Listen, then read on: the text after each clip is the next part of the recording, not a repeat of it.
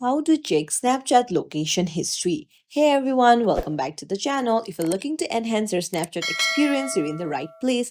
Today I'm going to show you how to check your Snapchat location history. It's super quick and easy. Open up your Snapchat app and go to your profile icon on the top left corner and then go to the settings icon. Scroll down until you find See My Location under Privacy Controls. Tap on it and then make sure that the ghost mode is toggled off.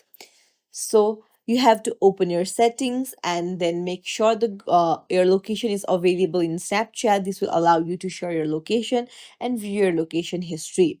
Once that's done, head back to the main screen and then tap on the map icon on the bottom. So tap on it, and here you will be able to see the location history of your friends who have shared the location with you. For example, you can see when your friends are last online and where they were. You can track their moments over time. And that's it. I hope this video helps you and help you navigate Snapchat better.